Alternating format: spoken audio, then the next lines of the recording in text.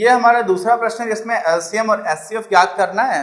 दो संख्याएं दे रखी हैं। एलसीएम को हिंदी में लासापा बोलते हैं, लघुत्तम समापवर्त, और एचसीएफ को क्या बोलते हैं, महत्तम समापवर्तक मासापा। लेकिन इतना आसान है, इसको हम इंग्लिश में यूज करेंगे तो ज्यादा अच्छा। और आपकी जो बुक है उसमें भी, पुस्तक में भी आप में एलसीएम और एचसीएफ ही लिखा हुआ है।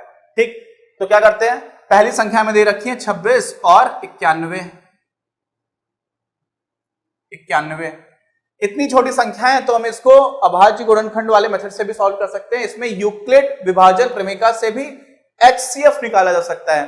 और एचसीएफ निकालने के बाद भी हमें एलसीएम निकालने के लिए क्या करना पड़ेगा, हमें इसका फिर से प्रयोग करना पड़ सकता है। दो संख्याओं का गुणनफल बराबर एलसीएम और एचसीएफ। कैसे, दोनों संख्या आपको पता है, उसका गुणा करोगे, एचसीएफ आपको पता चल जाएगा यूक्लिड विभाजन प्रमेय से, तो आप यहाँ से एलसीएम निकाल लोगे। लेकिन हमें ऐसा करना नहीं है। यहाँ पे क्या बोला गया है, यहाँ पर हमें इसकी जांच करनी है कि ये सही है या नहीं है। इसलिए हम यहाँ पर यूक्लिड विभाजन प्रमेय का प्रयोग नहीं करेंगे। किसका प्रयोग करेंगे, अभाज्य गुणनखंड निकालेंगे और वहां से हम लोग एलसीएम और एचसीएफ निकालेंगे। तो 26 और 51 का ये भी वैसा ही प्रश्न है, बहुत ही आसान है, बहुत ही ज्यादा आसान है। इसमें क्या करोगे, ऐसे प्रश्नों में ऐसा लगता है कि नींद ना आ जाए, है ना, वो थोड़ी सी एक डर होता है, उसको आप कोशिश करिएगा आपको नींद ना आ जाए, बाकी तो कुछ नहीं होता है इसमें।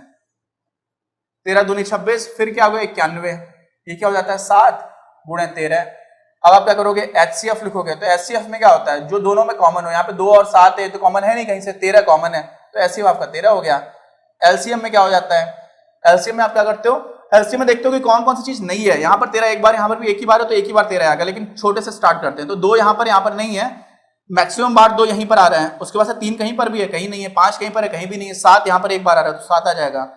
13 दोनों में एक बार है तो दोनों में एक ही बार लिया जाएगा। क्यों, क्योंकि मैक्सिमम बार हो, तो यहाँ पर भी एक ही बार, यहाँ पर भी एक ही बार है तो एक ही बार ले सकते हैं। ठीक, तो ये आपका क्या आ गया 14 गुणे 13 है, तो ये क्या हो जाएगा 14 42 की, तो वहां से लेगी 4, 14 कम 14 और 4 18, 182 आ जाएगा। ठीक, अब हम जांच कर लेते हैं। जांच क्या करेंगे, जांच हम करेंगे एलसीएम और एचसीएफ बराबर है कि नहीं है। तो हम क्या करेंगे, 91 में 26 से गुणा करेंगे, क्या मिल जाएगा, 26 एकम 26 की 86 लगी 2, 26 निमा 234 और 2 236, 2366 आ गया। अच्छा, इसकी करके देख लेते हैं, ये भी इतना ही आना चाहिए। आप यहाँ पर 182 में 13 से गुणा करोगे, 13 दूनी 26 की 86 लगी 2, 13 8 104 और 2 186 लगी 10, 13 कम 13 और 10 23। अच्छा, ये भी इतना ही आ गया, ये भी इतना हो गया। जांच हो गई, इसका मतलब हमारा उत्तर सही है। अब एक चीज और देखो, यहां तो जांच कर ली, हो गया, सब कुछ हो गया ना। लेकिन ऐसे देखो कि अगर आपको दो संख्या बराबर आ रही है, कैसी आ रही है, दो संख्या बराबर आ रही हैं, और मान लीजिए यहां पर एक संख्या है, उस संख्या में आप दूसरी संख्या से भाग करो, और अगर ये दोनों संख्या बराबर है, मान लीजिए यहां पर भी 15 है और यहां पर भी 15 है, तो उत्तर क्या मिलेगा, 1 मिलेगा। तो ये भी एक तरीका हो सकता है जांच करने का, है ना, ये जांच करने का एक और तरीका हो सकता है। और ये ज्यादा आसान यहाँ पे पड़ेगा। क्यों ज्यादा आसान पड़ेगा, देखिए ऐसे आपको समझ में आ जाएगा। आप क्या करोगे, आप बोलोगे सर 26 गुणे 91 और जो आपका लासापा और मासापा आया था, यानी कि एचसीएफ और एलसीएम आया था, अगर वो दोनों ही बराबर होंगे, यानी कि ये चीज और नीचे वाली चीज बराबर होगी, तो आपको उत्तर 1 मिलना चाहिए। ठीक है, सही बात है। तो कहते हैं यही करके देख लेते हैं। अगर 1 नहीं मिलेगा, इसका मतलब कि ये जो फॉर्मूला है वो गलत है, या तो फिर हमारी कैलकुलेशन गलत हो जाएगी। और वास्तव में सबको पता है ये फॉर्मूला गलत तो है नहीं, इसका मतलब हमारी कैलकुलेशन तो गलत नहीं है। उसके लिए हम क्या करेंगे, यहाँ पे कर देंगे 13, ये आपका एचसीएफ हो गया, और एलसीएम क्या है 2 गुणे 7 गुणे 13, इसको ऐसे ही लिखा रहे दो, ये भी तो वही संख्या है। अब देखिए 13 से आप 26 को काट दो, 13 दूनी 26, 2 से 2 कट गया, 7 और 13, तो 13 7 91, 7 से 7 कट गया, तो यहाँ पर आपको 1 मिल गया। तो ये भी एक दूसरा तरीका हो गया। यहाँ पर क्या हुआ, यहाँ पर आपको कुछ कैलकुलेशन नहीं करनी पड़ी, यहाँ पर आपको गुणा करना पड़ रहा था, है ना, बड़ी संख्या होंगी तो और गुणा करना पड़ सकता है। तो ये दूसरा तरीका है जहां से भी आप प्रूव कर सकते हो कि मैंने इन दोनों संख्याओं में इन दोनों से भाग दिया तो मुझे 1 मिल गया। वो भी तो यही प्रूव कर रहा है। ठीक है, इसी का जो दूसरा पार्ट है वो कर लेते हैं। बहुत ही आसान है ना। ये जो दूसरा वाला मेथड है वो थोड़ा सा स्मार्ट मेथड है, तो जहां पर थोड़ी सी स्मार्टनेस दिखाने की बात आती है वहीं पर तो मजा आता है। बाकी रटा रटाया बिल्कुल वही घिसा पिटा काम करते रहोगे तो क्या मजा आएगा। 510 है और 92, इसको भी हम लोग अभाज्य गुणनखंड वाले मेथड से ही करेंगे। तो इसमें क्या हो जाएगा, 92 के आप अभाज्य गुणनखंड निकालिए, 2 46 2 23 23 1, क्यों, क्योंकि 23 खुद में अभाज्य संख्या है। 510 है हमारे पास, अब 510 क्या हो जाएगा, 2 2 दूनी 4, 2 पंचे 10, फिर 1 बच गया, 1 और 0, 2 पंचे 10, 5 दूनी 10 और 2 12, यानी कि 3 से भाग चला जाएगा, 3 से आपने भाग दिया, 3 8 24, 1 और 5, 3 5 15, अब 5 से चला जाएगा, 5 एकम 5, 5 सत्ते 35, अब 17 से जाएगा, 17 एकम 17, यहां से आपको क्या मिल गया? तो अब देखिए 92 यानी कि 92 को आप क्या लिखोगे? 92 को लिखोगे 2 गुणे 2 गुणे 23, और इसको क्या लिखोगे? 510 को, 510 को आप लिखोगे 2 गुणे 3 गुणे 5 गुणे 17, हो गया। अब क्या करोगे आप इसका लासपा निकालोगे, तो आप पहले तो एचसीएफ निकाल दो। एचसीएफ निकालना इसलिए आसान होता है ना, आपको दिख जाता है कॉमन क्या क्या है। तो देखो यहाँ पर 1 2 है, यहाँ पर भी 1 ही 2 है, यहाँ पर एक्चुअली 2 2 है लेकिन 1 ही 2 कॉमन है, तो यहाँ से 1 2 उठा लिया, क्या उठा लिया? 1 तो 2 उठा लिया, ठीक। अब क्या करेंगे आप? 2 गुणे, फिर यहाँ पर 23 है, यहाँ तो 23 है नहीं, यहाँ पर 3 है, यहाँ पर 3 नहीं, यहाँ पर 5, यहाँ पर कुछ भी कॉमन नहीं, यानी कि सिर्फ 2 है, यानी कि एचसीएफ क्या हो गया? यहाँ पर मासापा क्या हो गया? 2 हो गया, सिर्फ 2। अब लासापा क्या कर रहे हैं? एलसीएम। एलसीएम आप देखते हो कौन सी चीज सबसे ज्यादा बार आ रही है? 2 यहाँ पर 2 बार आ रहा है, यहाँ पर 1 बार आ रहा है, तो जहां पर ज्यादा बार आ रहा है उसको उठा लेंगे, उठा लिया, क्या हो गया? 2 गुणे 2। अब देखिए कोई दूसरा है यहाँ पर अभाज्य, और हम लोग हमेशा यहाँ पर आरोही क्रम में जाते हैं, असेंडिंग ऑर्डर में जाते हैं, तो 2 हो गया। आप 3 कहीं पर है क्या? 3 देखो यहाँ पर 1 बार, यहाँ पर 1 भी बार नहीं है, तो ज्यादा बार कहां पर? यहाँ पर, क्योंकि यहाँ पर 1 बार, वहां पर 0 बार है, तो बोल सकते हैं ज्यादा बार तो यहीं पर है, तो जहां पर ज्यादा बार होता है वहां से उठा लेते हैं, तो ज्यादा बार 3 हो गया। ऐसे ही 5 भी यहां से उठा लिया, और ऐसे ही 17 भी उठ जाएगा, और अब ऊपर वाले से 23 उठा लेंगे। देखिए यहाँ पर 5 था, ऊपर था ही नहीं, यहाँ पर 17 था, ऊपर था ही नहीं, यहाँ पर 23 से नीचे नहीं है, तो सब कुछ उठा लिया, तो ये आपको मिल गया क्या? लासापा, ठीक। अब यहाँ पर हम उसी वाले को दूसरा मेथड हम लोग निकाला था ना प्रूफ करने के लिए, उसमें क्या करते हैं? हम इन दोनों संख्याओं को गुणा करके इसमें भाग दे देते हैं। तो हम करते हैं कि देखते हैं अच्छा ये सही है कि नहीं है। तो 92 में आपने 510 से गुणा किया, और आपने भाग किससे दिया? HCF into LCM. तो एचसीएफ को आप यही लिखा रहने दो, एलसीएम को आप यही लिखा रहने दो। अगर पूछा जा रहा है तो आप गुणा कर दो, फर्क नहीं पड़ता, लेकिन आप ऐसे भी लिखा रहने दोगे ना तो काम चल जाएगा। अच्छा गुणा करने का आता है, मान लीजिए कोई कहता है कि नहीं आपने गुणा क्यों नहीं किया, फर्क नहीं पड़ता है, लेकिन अगर पूछा जा रहा है कि आप एलसीएम को एक संख्या बताओ तो बता देते हैं। 2 दूनी 4, 4 तीन 12, 12 पंचे 60, 17 छक्का 102, तो यानी कि 1020 हो जाएगा। और 1020 में आप किससे गुणा करोगे? 23 से, तो क्या हो जाएगा? 0 आ जाएगा, फिर 23 दूनी 40 हो जाएगा, फिर 4 आ जाएगा, और फिर 23 आ जाएगा, यानी कि 23,460 आएगा इसका उत्तर। ये हो गया आपका लासापा या एलसीएम। अब क्या करेंगे? ठीक है, यहां पर इसी चीज को जो अंकगणित की आधारभूत प्रमेय वो क्या बोलती है? फंडामेंटल थ्योरम ऑफ अरिथमेटिक्स क्या बोलती है? याद करो कि किसी भी भाज्य संख्या को आप कुछ अभाज्य संख्याओं के गुणन के रूप में लिख सकते हो, और वो जिस तरह से लिखोगे वो यूनिक होगा। यूनिक मतलब अद्वितीय होगा, यानी कि इसको हमेशा ऐसे ही तोड़ा जा सकता है। और साथ में अगर आप कुछ संख्याओं का अभाज्य संख्याओं का आपस में गुणा करोगे तो आपको जो संख्या मिल रही है वो भी यूनिक रहेगी। इसका मतलब इसको आप ये लिख दो चाहे इसको आप ये लिख दो, कोई फर्क नहीं पड़ता, ठीक। तो यहां पर हम लासापा में अगर ये वाली फॉर्म लिखेंगे जो ऑलरेडी टूटी हुई है, ऑलरेडी अभाज्य संख्याओं में जिनको लिखा गया है, तो बहुत आसान हो जाएगा हमारा काम। तो यहाँ पे क्या कर देते हैं? 2 लिखा, ये तो हो गया आपका क्या? एचसीएफ। अब एलसीएम है वो लिख देते हैं। एलसीएम क्या है आपका? 2 गुणे 2 गुणे 3 गुणे 5 गुणे 17 गुणे 23, ठीक। अब क्या करेंगे? हम विभाजित करते चले जाएंगे। तो 2 से आप भाग करोगे 46 मिल जाएगा, फिर 2 से भाग दोगे 23 मिल जाएगा, 23 से 23 चला जाएगा, यानी कि 46, ये 92 तो पूरा खत्म हो गया। अब क्या बचा? 510 बचा, ठीक। 510 में देखो 17 है, एकम 17, 17 दिया 51, 30 आ गया, अचानक से दिख गया, इसे 17 से विभाजित कर दिया।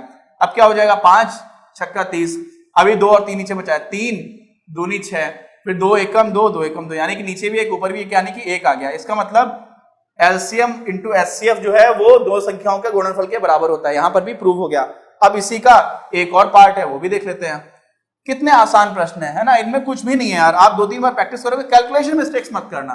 कॉन्सेप्चुअल लेवल पर तो इसमें कोई परेशानी की बात है ही नहीं, कैलकुलेशन मिस्टेक मत करना। अगर मान लो कैलकुलेशन मिस्टेक हो जाए, कैसे पता चलेगा? तो 2-3 तरीके होते हैं।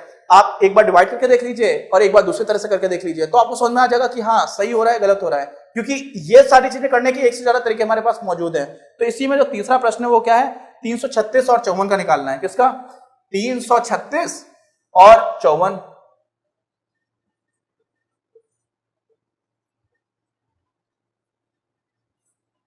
ठीक है, ये 336 लिखा हुआ है। फिर से हम अभाज्य गुणनखंड वाला मेथड अपना लेते हैं। 54 है, क्या हो जाएगा? 2 2 दूनी 4, 2 सत्ते 14, 27 में 2 से तो जाएगा नहीं, 3 से जाएगा। हाँ 3 में 27 सबको पता है। फिर 3 से 9 में चला जाएगा, 3 तिरका 9, फिर 3 से 3 में चला जाएगा, क्या हो जाएगा? 3 एकम 3, ठीक हो गया। ऐसे ही तो इसके गुणनखंड क्या हो गए? 54 के गुणनखंड हो गए, यहाँ पे लिख देता हूं मैं। 54 के गुणनखंड क्या हो गए? 2 गुणे 3 गुणे 3 गुणे 3। दूसरी संख्या क्या है 336। 336 का यहां पे कर लेते हैं, कौन सी फर्क पड़ रहा है, कोई फर्क तो पड़ नहीं रहा। 336 2 एकम 2, 2 छंग 12 और 2 अट्ठे 16। फिर क्या होगा 2 2 अट्ठे 16, 2 चौकू 8, फिर 2 मिल जाएगा आपको, क्या आपको मिल जाएगा फिर 2 चौकू 8, 2 दूनी 4, फिर आपने 2 से भाग दिया, 2 एकम 2, 2 एकम 2 दूनी 4, 2 एकम 2, फिर 3 3 सत्ते 21, फिर 7 से आप भाग दोगे तो आपको मिल जाएगा 1। यानी कि 336 से जो गुणनखंड है वो क्या हो गया, वो हो गया 2 गुणे 2 गुणे 2 गुणे 2 गुणे 3 गुणे 7, ये हो गया। अब देखिए ये उतना हो गया। अब क्या करना है आपको, अब आपको ये करना है कि चलिए पहले यहां पर एलसीएम निकाल देते हैं। आप लोग कहेंगे कि हमेशा एचसीएफ पहले क्यों निकाल लो, एलसीएम निकाल देते हैं। एलसीएम निकालना बहुत आसान दिख जाता है, कोई बात नहीं, एलसीएम भी कोई डिफिकल्ट नहीं है। यहां पर 2 आ रहा है एक बार में, एक ही बार आ रहा है। यहां पर कितनी बार आ रहा है 2 4 बार, तो जो ज्यादा बार आता है एलसीएम हम वो लिखते हैं, जहां पर ज्यादा बार आ रहा है वहां से लिख लिया, इस वाले को छोड़ देते हैं। अब यहाँ पर 3 आ रहा है 3 बार, यहाँ पे 3 आ रहा है 1 बार, यानी कि ऊपर वाले 3 लिखेंगे तो कितनी बार आ रहे हैं 3 बार आ रहे हैं। अब देखिए यहाँ पे 7 आ रहा है 1 बार, यहाँ पे आ रहा है 0 बार, इसलिए जो 1 बार है क्योंकि 1 ज्यादा है 0 से, है ना। ये भी इतना बताने की जरूरत तो है नहीं, आप भी सोचते हो क्या बता देते हो, आप हर बात छोटी छोटी बता देते हो। ये आपका आ गया एलसीएम, इसको गुणा करके देख लेते हैं। 2 दूनी 4, दूनी 8, दूनी 16, 3 48, 3 144 और 3 144 गुणा 3 कितना हो जाएगा, 14 3 42, 432। ठीक है 432 हो गया। और 432 में आप किससे गुणा कर देंगे 7 से, तो वो कर लेते हैं। 432 गुणे 7 क्या हो जाएगा, 7 दूनी 14 की 4 हासिल लगी 1, 7 21 और 1 22 की 2 हासिल लगी 2, 7 को 28 और 2 30, 3024। ये आपको मिल गया आपका लासापा या एलसीएम कितना 3024। अब यहाँ पे निकाल लेते हैं एचसीएफ, क्या निकाल लेते हैं एचसीएफ। ठीक है एचसीएफ में क्या करना होता था मुझे याद, आपको भी पता है कि जो कॉमन है वो देख लो, 2 एक बार कॉमन था, ठीक है, और बाकी फिर 3 एक बार कॉमन है, और तो कुछ भी कॉमन नहीं है। तो एचसीएफ क्या हो जाएगा 2 गुणे 3 तो क्या हो गया ये 6। अब हमें ये जांच करनी है कि ये भाई इसके बराबर है या नहीं है। ठीक है जांच भी कर लेते हैं, बिल्कुल राजा बाबू वाले टाइप से कर लेते हैं। राजा बाबू लोग कैसे करते हैं, जैसा लिखा है बिल्कुल वैसा कर दो। ठीक है कर दिया। 336 गुणे 54, यहां पे क्या करना है 6 गुणे 3024। अच्छा ये है या नहीं है करके देखते हैं ना, तो अभी बराबर नहीं लगाते हैं, अभी दोनों को कर लेते हैं। ठीक ये तो बहुत आराम से गुणा हो जाएगा, तो ये क्या हो जाएगा 6 चौकू 24 की 4 हासिल लगी 2, 6 दूनी 12 और 2 14 की 4 हासिल लगी 1 आ गया 6 18, यानी कि 18144 आपको मिल रहा है। कब, जब आपने लासापा और मासापा का गुणा किया। यहां पे हम करके देख लेते हैं, यहां पर क्या 336 में आप किससे गुणा कर रहे हो 54 से। ठीक है तो यहां पर अच्छा ठीक है, इस बार मैं हॉरिजॉन्टली लिख करके करता हूं। हॉरिजॉन्टल मतलब ऐसे लिखा हुआ है ना, नॉर्मली हम लोग गुणा करने में ऐसे को ऐसे लिखते हैं, फिर यहां पर कुछ लिख करके आता है, फिर एक क्रॉस लगा देते हैं, ऐसे करते हैं राइट, ऐसे करके देखते हैं, इसमें कोई दिक्कत की बात नहीं है। अब बड़े भी हो गए लेकिन एक बार ऐसे करके देखते हैं। तो देखिए 4 से गुणा करेंगे तो क्या होगा, 4 6 24 की 4 हासिल लगी 2, 4 3 12 और 2 14 की 4 हासिल लगी 1, 4 3 12 और 1 13। अब एक जगह छोड़ देंगे, 5 से गुणा करेंगे। ठीक है वही चीज है, बस ऐसे लिखा हुआ है तो कंफ्यूज मत होना। 5 6 30 की बंदी हासिल लगी 3, 5 3 15 3 18 की 8 हासिल लगी 1, 5 3 15 और 1 16। क्या हो गया 4 4 8 3 11 की 1 हासिल लगी 1, 6 1 7 और 1 8 और 1।